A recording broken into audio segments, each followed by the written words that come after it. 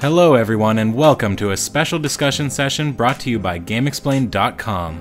We were lucky enough to sit down with Donkey Kong Country Returns over the past few days, and we just barely managed to get to the end credits. Since Andre and I were the ones playing the game, we elected our own Jimmy Thang as a moderator of sorts, as we delved into all things Donkey Kong Country. Join us as we talk about Metroidian influences on the game, the merits of collectibles, comparisons to other Donkey Kong Country titles, and plenty of effusive gushing.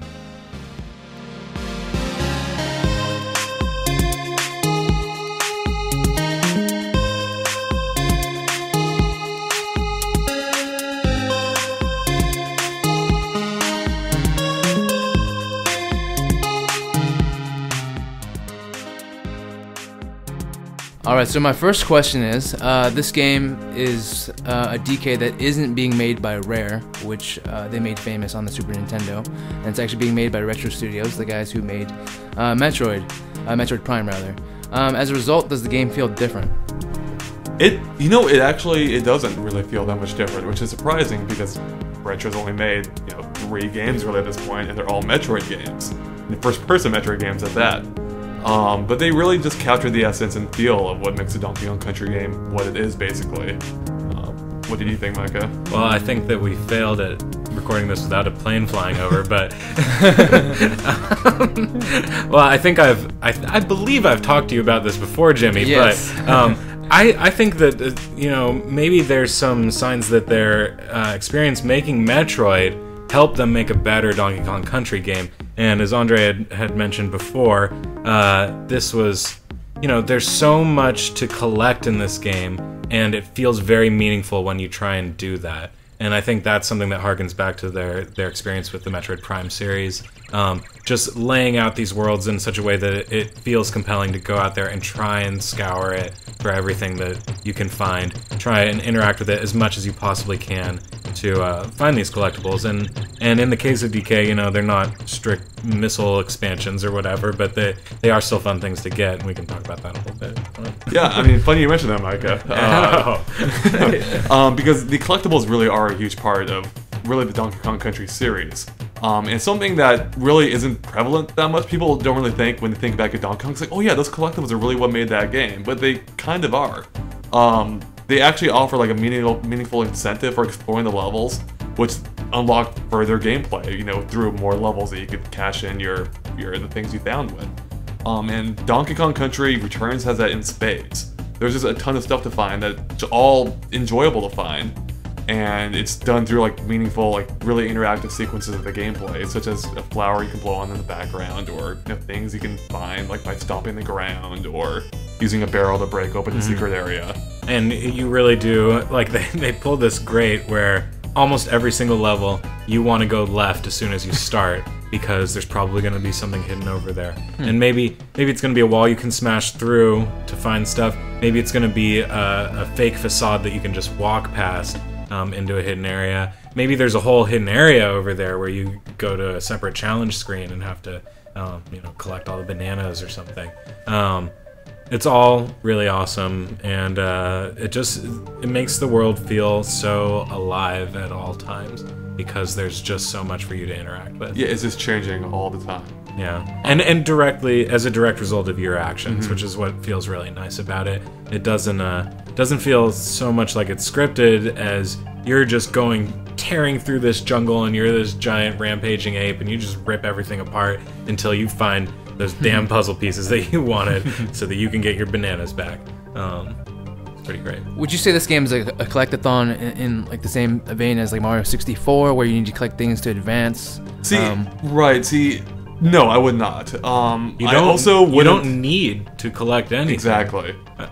And I also, I wouldn't really refer to Mario as a collectathon, because basically in that game, the stars you collected replaced, the flagpoles at the end of each level. but I know exactly where you're getting at. Like in a game like Assassin's Creed, you have to find flags or crack down orbs. And Red Dead Redemption, I'm sure, had something in it. And I guess as when you're saying collectathon, you mean you have to collect things in order to advance. Yes. Which is not the case with Donkey Kong Country Returns, although if you collect everything, your game experience will be more interesting and compelling to you. Which is how I think it should be, really. It does enhance the experience to go after these things, especially because some of them are very hard challenges that really feel like that's what the level was designed around, rather than those challenges just being, okay, we'll toss something here because it might be hard to get up there. It's more like, okay, we're going to put some puzzle pieces in this level. Let's try and design the level around where those puzzle pieces are going to go to make it more fun to look for them.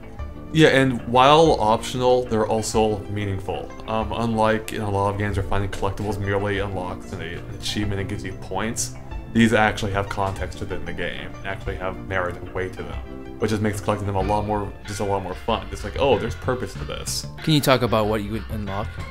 I don't know if we can, unfortunately. So I don't quite think we can because it pertains to stuff later, I guess. In the game, but it does seem to be just meaningful in a similar vein to previous Donkey Kong Country games, where in those games you unlock new levels or secret things. Spoilers. So, yeah, spoilers. It's like a 15-year-old game. I mean, there is some kind of gameplay enhancement that you're gonna being very vague about this. Yeah, we're just scared, the Nintendo watchdogs are gonna come in here and just revoke our license to GameXplain. Sure.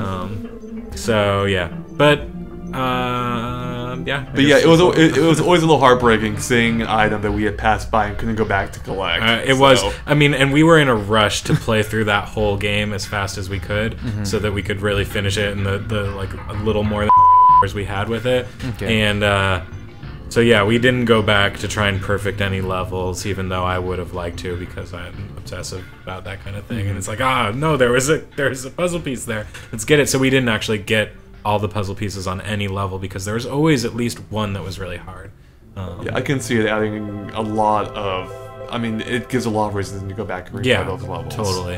And I can imagine that something like 70% of players who get to the end of the game are then gonna go back and try and replay levels and get perfect because of what they see.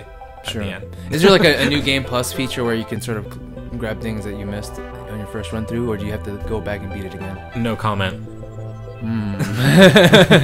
All right. And that's not a confirmation. That's just a no comment. Oh, okay, I gotcha. Well, I mean, you can replay the levels. You can definitely go back. You're not done with the game when you're done. You can go back and try and do better on the levels. That's true. Okay. Can you guys talk about sort of the atmosphere of the game? Like when I was watching, I haven't had a chance to play the game yet, but when I'm watching videos of it, it seems much more cartoony and cartoony stylized.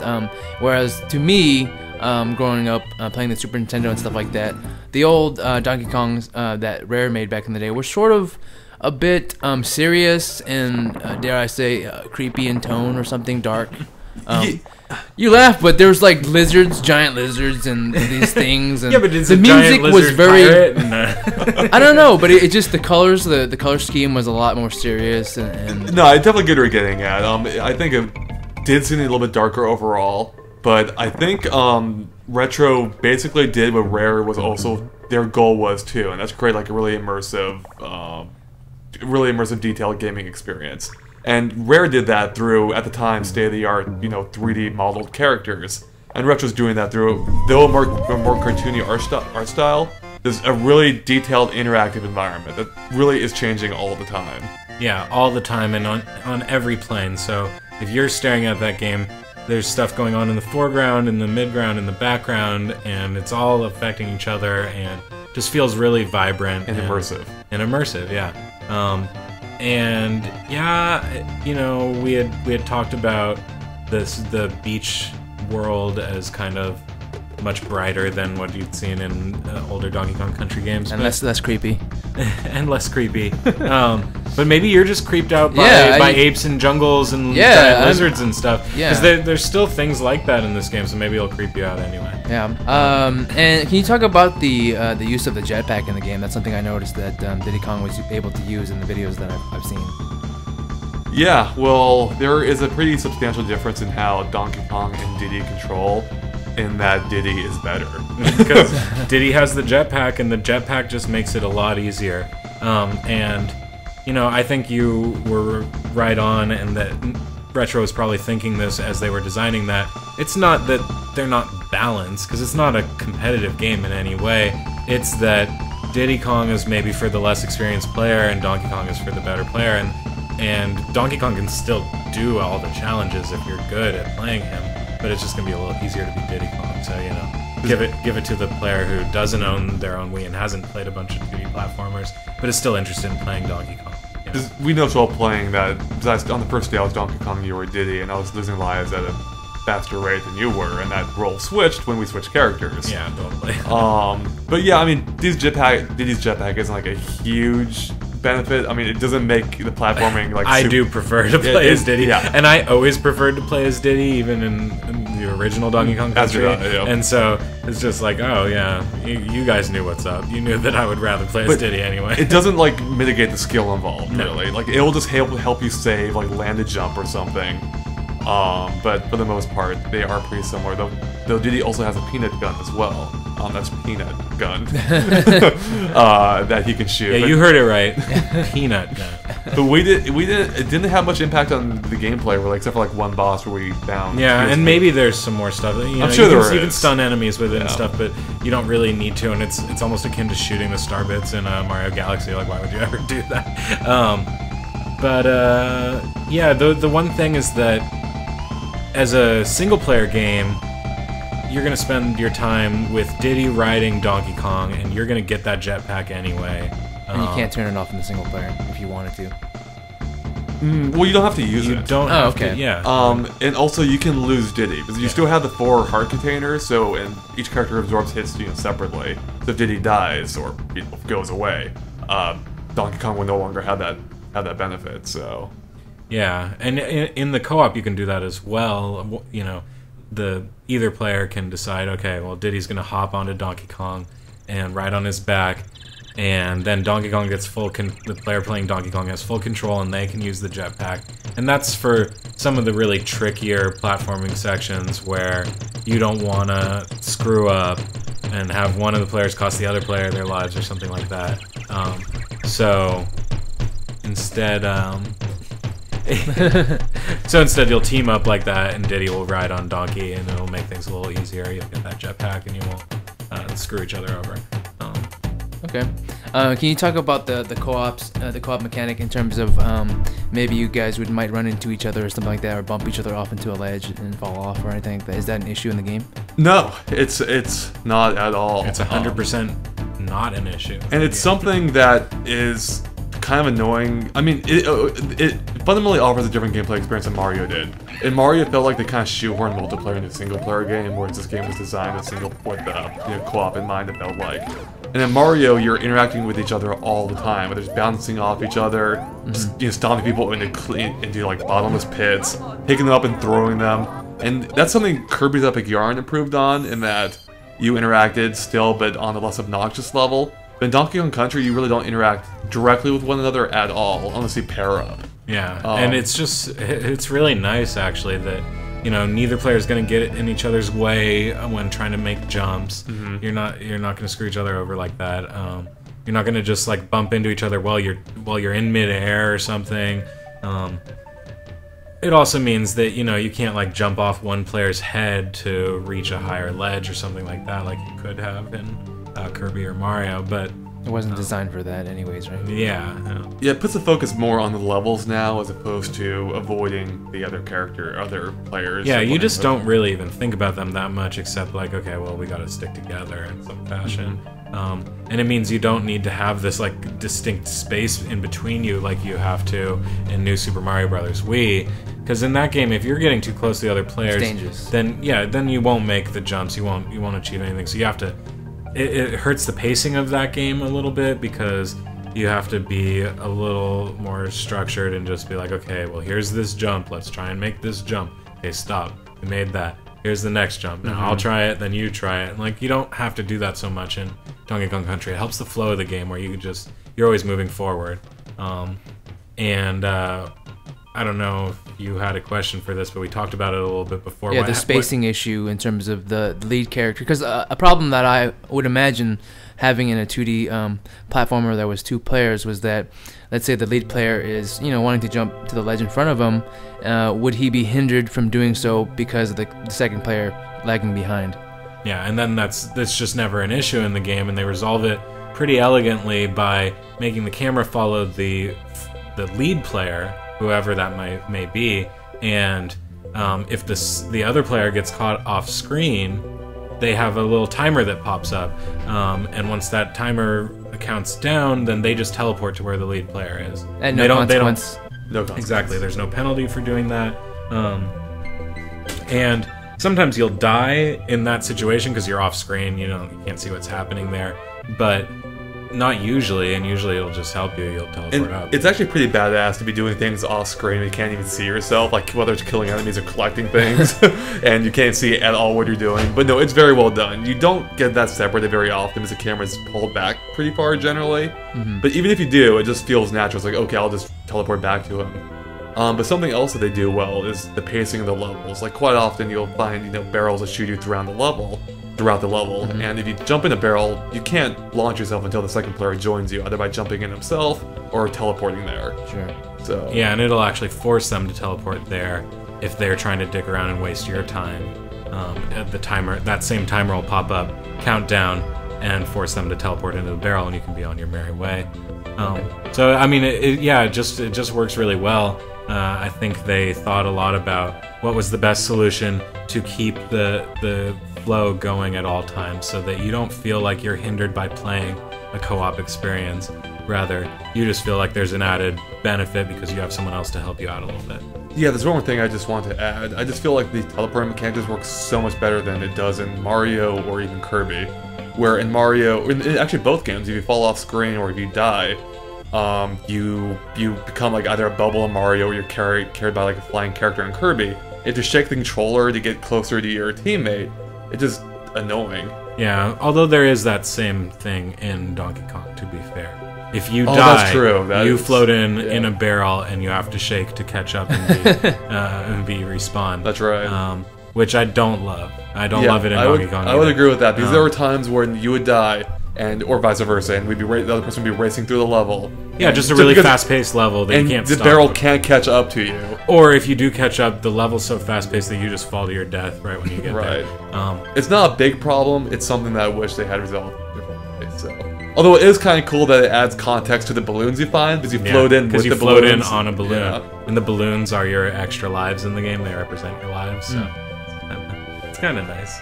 So how many hits can you sustain before you die? Just 2. Per character. Yeah, you have 2 hearts. Okay. Once those are depleted, you die. Okay. Is the game easier because of the 2-player co-op? I mean, in essence, like, can the second player die? Would he come back after he dies eventually, or when the second player is dead, then he's well, dead? if you have lives remaining, which are balloons you find in the environment, then yeah, they'll come down, as we mentioned, and they can shake to get closer to you, and you break open their barrel, and they appear. If you're out of lives, however, then yeah, it'll just be one person left, and that person has to either find a life. And if both players die, then you die, and you go back to the checkpoint or back to the start of the level. Okay. How hard is the game? I'd say it gets fairly difficult, and especially if you're trying to get all those puzzle pieces. Yeah, without question. Like, there were some levels that gave us some trouble, definitely. Then there were several levels that gave us some trouble. And I feel like we're pretty good at Donkey Kong Country, too. So this game's going to be pretty hard for I feel like it's going to give a good challenge. It does. Like, even starting off, like, it has a really good difficulty curve, I feel, but even starting off, it never feels like, oh, this is easy. Like, for instance, I was playing Kirby's Epic Yarn with my girlfriend a week or so ago, and she was just getting bored by how easy it is, because you can't die in that game. And I'll hold it against it. I still enjoy that game. Actually, I think if I had an issue with that game, it's just that there was a lack of challenge. I guess. It did seem there is a lack of challenge. Whereas in this game, that was never a problem, and we're very experienced gamers. So. Yeah, and you get plenty of lives. But even with plenty of lives, we found some of the levels would just drain them all. We'd have 70 lives and we'd lose them all in a level. Because you lose them really fast because you share your pool of lives, and so if you both die in one level, that's 2 lives gone. Right? Well, and if you're playing a level and say one person is not doing as well as the other one, they might die 5 to 10 times on that level, while the other person only dies twice, and if it's spaced out at the right timing, then you won't die and have to start over, but you'll have lost 12 lives on the level anyway. And so I found that, you know, they give you a hearty supply of lives, and it doesn't matter because some of those levels are pretty tough, and if you're trying to go and get all the puzzle pieces, you are going to have a hard time. So it was fun. It was really fun. Regardless of the difficulty level, you guys still managed to beat it in about 5 hours, you said? Yes. Now, we didn't play... beat it loosely because we just Right. rocked through it really fast and did not try to get everything ever. And We didn't play every level either. We played most of them. yeah, we didn't play everyone because you don't have to play all of them. Just how the world map works and stuff. Sure.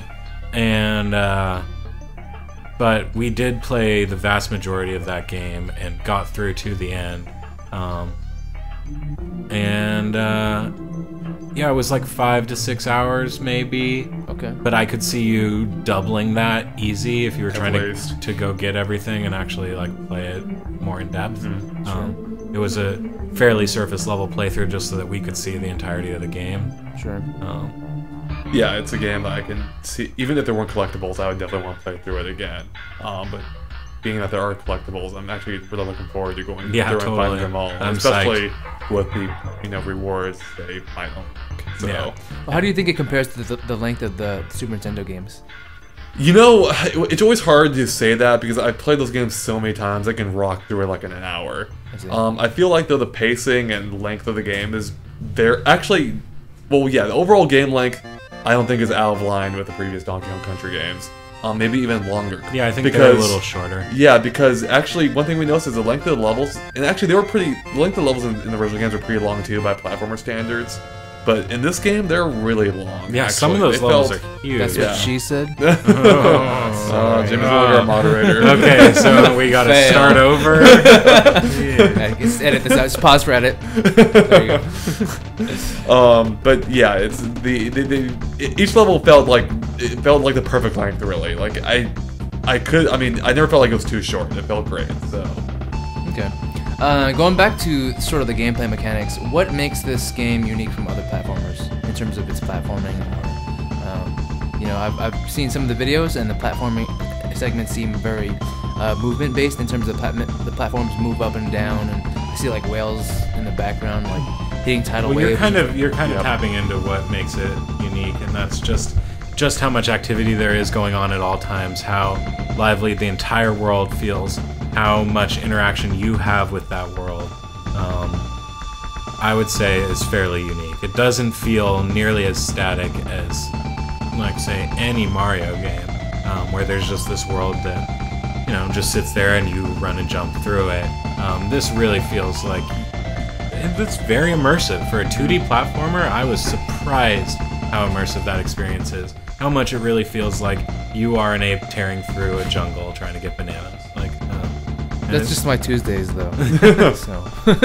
Yeah, it's just very lively. That's probably its most unique aspect, is that there's just so much going on. It really feels like you're having an impact on this world. And there's lots of clever gameplay mechanics. That the way the foreground and the background interact is very clever.